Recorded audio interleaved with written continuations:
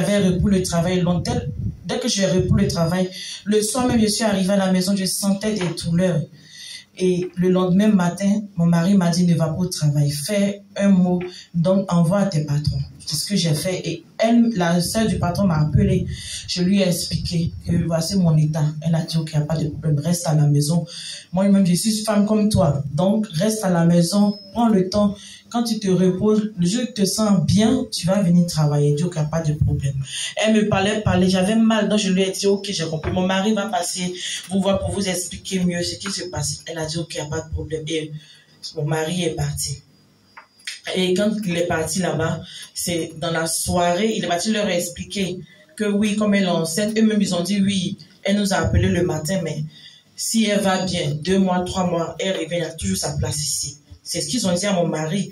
Et bon, il a dit qu'il n'y a pas de problème, mais si elle reste à la maison, ce temps-là, est-ce qu'elle sera payée tout ça? Donc, parlez à votre comptable pour qu'il puisse faire sortir soit les papiers comment on appelle, de sa paye, tout ça. Là, on saura combien elle va toucher, tout ça. Ils ont dit, ils ont compris, alors qu'ils n'avaient rien compris de ce que mon mari avait dit. Et mon mari est venu à la maison. Dans la soirée, bon, Dieu a permis, bon, tout ce qu'il fait est bon, comme on le dit. Amen. Donc, je bénis son nom pour ce qui s'est passé. Et j'ai fait la fausse couche malheureusement. Le lendemain, mon mari va, elle m'appelle. Irène, on a fait sortir tous les papiers, elle vient chercher. Je lui ai annoncé la mauvaise nouvelle que, voilà ce qui m'est arrivé dans la nuit. Elle a dit, d'accord, désolé, tout ça, mais j'ai dit, mon mari viendra chercher parce que moi, je ne peux rien faire. Et mon mari part, on lui remet une lettre de démission. Et on lui dit, signe. Et signe tout, et puis on va lui donner son chèque. Mon mari dit, non, moi, je suis ma mari d'Irène, c'est pas moi qui travaille ici. Moi, je viens tout simplement prendre la commission. Donc, il vient et me remet. Je dis, mais pourquoi me donne l'aide de démission? Pourtant, ils savent tout ce qui s'est passé. Pourquoi me donne l'aide de démission? Ce n'est pas normal. J'ai appelé le pasteur. Et le pasteur m'a dit, sois calme. Ton travail là, faut pas t'inquiéter. Ce travail, tu vas travailler. Faut même pas regarder à tout ce qui se passe, tout ça. J'ai dit, ok. Et je continuais toujours dans la prière. Et vraiment, ils m'oppressaient. Ils étaient chauds de signer forcément la date de démission. Et tous ceux à qui j'ai expliqué disaient, mais c'est pas normal, ne signez pas, madame, parce que si vous signez, c'est pas bien, ne signez pas. Je suis allée à la MDS, quand j'ai commencé à parler, il y a une dame qui dit, moi c'était mon travail, avant je travaillais au ministère du Travail, un truc comme ça, que ne signez pas. Tant que vous-même vous n'avez pas dit que vous voulez démissionner, si votre patron vous fait ce papier-là, ne signez jamais parce que ça va vous poursuivre au niveau du Pôle emploi, ça va vous poursuivre, ne signez pas. Que si vous voyez qu'il y a quelque chose, venez nous voir, nous on va vous aider. Il dit merci Seigneur, parce que toi-même tu mets des personnes sur ma route. Merci. Et on continuait toujours la prière. En tout cas, le pasteur ne m'a jamais laissé tomber. Elle me disait, la sœur Irène, ça va. Et du côté de ton travail, qu'elle se dit, pasteur, sont toujours dessus. Elle dit, on reste calme, on continue toujours la prière. J'ai dit, d'accord. Et on priait toujours. Et un jour, je devais, je suis allée voir le médecin parce que je sentais que des douleurs. Il m'a fait un arrêt maladie. Je suis allée lui remettre. Moi-même, je suis partie là-bas. Il a fait doucement avec Ange, on est parti. Quand la sœur m'a vue, tout de suite, elle a eu de la compassion pour moi.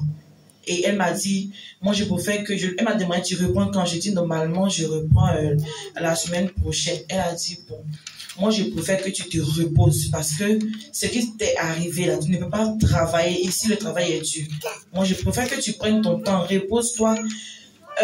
En octobre ou en novembre, tu vas prendre, rien n'est pressé. Repose-toi. Dis d'accord, je comprends. Quand son frère, il m'a vu, il était dans tous ses états.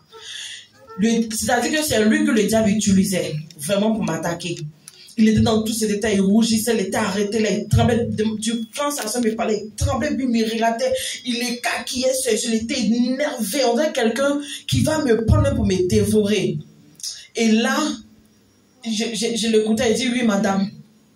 Là, il ne m'appelle plus par mon prénom. Et oui, madame, donc vous pensez que vous pouvez prendre la décision d'arrêter le travail comme vous voulez et venir répondre comme vous voulez? Je dis, mais non, je suis venue avec toutes les preuves pour dire que je ne sais pas une plaisanterie. Ce qui m'est arrivé actuellement, je souffre. Bon, bref. Et il s'est mis à crier. Quand il s'est mis à crier, moi aussi, je me suis dit, bon, puisqu'il entendait crier, il faut que moi aussi, je lui montre que celui qui est en moi, il est plus fort que lui. Et moi aussi, quand j'ai aussi le ton, parce qu'avant de partir, j'ai prié, le pasteur aussi a prié aussi avec moi. Et je suis partie. Et j'ai commencé à hausser le ton. Et là, les clients ont commencé à écouter ce qu'on disait. Ils écoutaient et puis ils sortaient. Ils écoutaient et puis ils partaient. Ceux qui avaient fini de manger. Et quand il a commencé à crier, il a dit non, tu te calmes, tu te calmes. Il dit non, je ne me calme pas. Parce que je suis dans mes droits, c'est pas normal ce que vous me faites. Vous voulez abuser parce que vous voyez ma situation dans un moment de faiblesse, vous pouvez me renvoyer. Moi, je n'ai pas demandé à partir, c'est vous qui me donnez, qui m'obligez.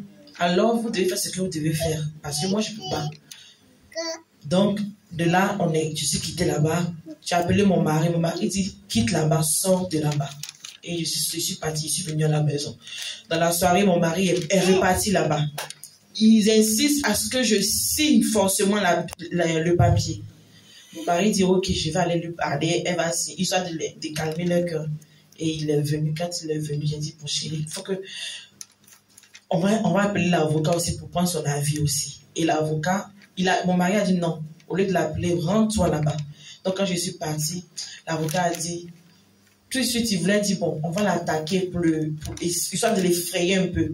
Après, il a dit non, on ne va pas faire ça. On va aller tout doucement avec lui.